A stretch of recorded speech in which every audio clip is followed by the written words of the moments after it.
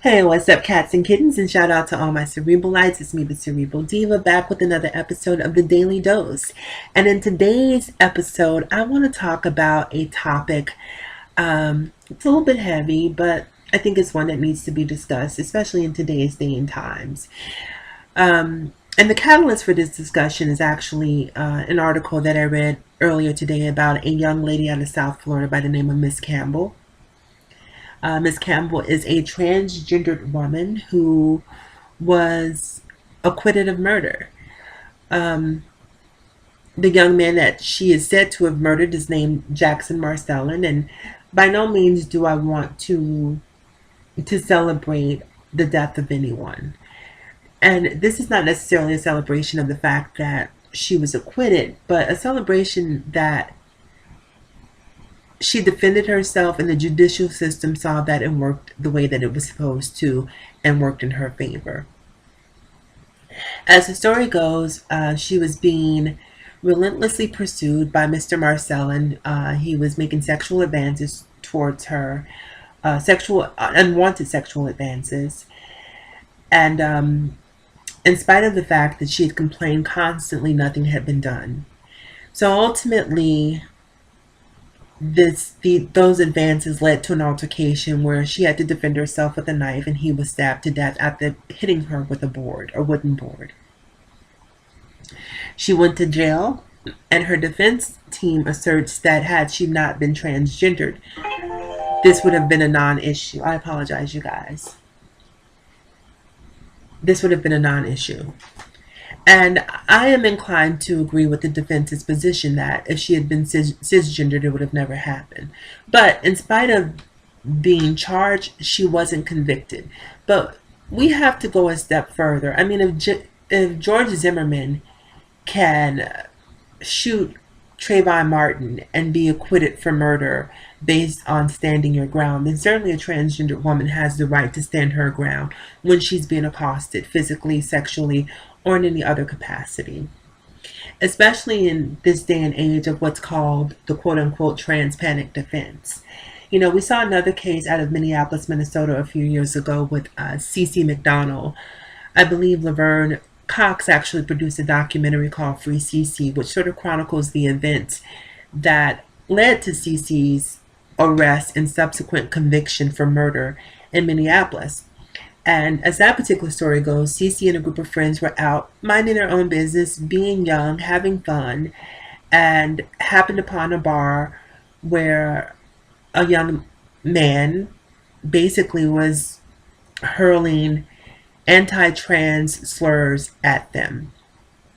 And that sort of created the events that led to the two of them engaging in an altercation where a bottle was used by Cece, a broken bottle, and cut an artery in his neck, and he died as a result of those injuries.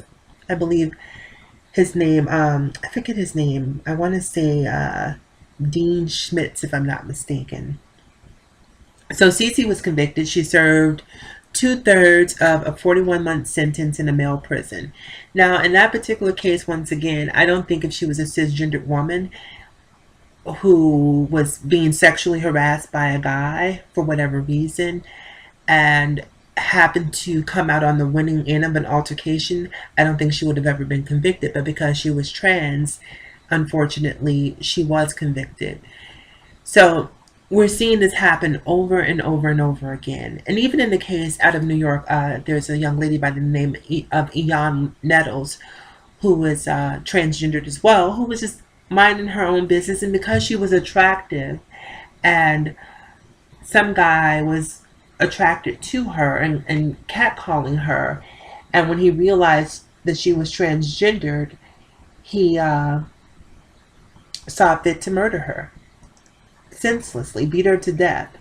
And in that particular case, they're trying to invoke this whole trans panic defense, which is why cases like Miss Campbell's are so important, because I think it's really important that transgender women, you know, even out of New Orleans, we've been hearing a lot about transgender women being shot and murdered for no apparent reason other than the fact that they're trans. So as a trans woman, it's important that you defend yourself, that you are not always coming out on the losing end of these altercations, and so you have to stand up and defend yourself. So that's why I'm really happy that the judicial system really worked in Miss Campbell's favor, and hopefully that will set a precedent moving forward that if you have to, in the most dire of situations, if it's do or die, then you should be able to do, and you should be able to go on about your life afterwards. So I think, and you know, what's really interesting, right? Like, I have a lot of heterosexual guy friends, and sometimes if let's say if we're going to a bar, if it's a straight bar, everything's great. But let's say we decide we're going to go to a gay bar. All the straight guys are always complaining, oh, I don't want a bunch of guys talking to me. I don't want guys, trying to talk to me. I don't want guys coming in my face. And I think it's so ironic because as women on a daily basis, you can't walk into a grocery store. You can't cross the street. I mean, you can't go into a doctor's office. They're pretty much your entire life as a woman is being objectified by men. But men are so terrified of being objectified that they're afraid to go in the gay bar because they don't want what they do to women to be done to them. And I just think that that's really interesting that men, for whatever reason, feel like that behavior is so offensive, yet they perpetuate that behavior on a daily basis. In a lot of cases, and I don't want to say every man because I know not all men. Some men were raised with manners. Some men are gentlemen. So if you're a gentleman, please don't take offense to what I'm saying. I'm talking to the heathens, to the miscreants out there who just don't have any social etiquette. So I just think that it's interesting that a lot of times these guys who are prone to harassment verbally and sexually, and sometimes these catcalling, it can sort of teeter on sexual harassment, because I've had guys say some very provocative things to me when I'm out and about. And I'll have to make a video maybe one day about that. In any case, shout out to Miss Campbell. Congratulations.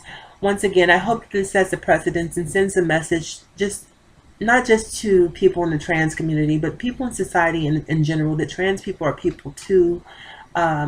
People have the right to live, to love, to be happy, and we as a society need to learn to live and let live, and allow people to just find their own way in this world. And if you're truly happy in your own existence, if you're truly happy in your own life, then you shouldn't have time to give any negative thoughts or any negative energy towards anything. But so many of us seem to have a lot more free time on our hands than we need. Anyhow, you guys, as always, in closing, remember to live better,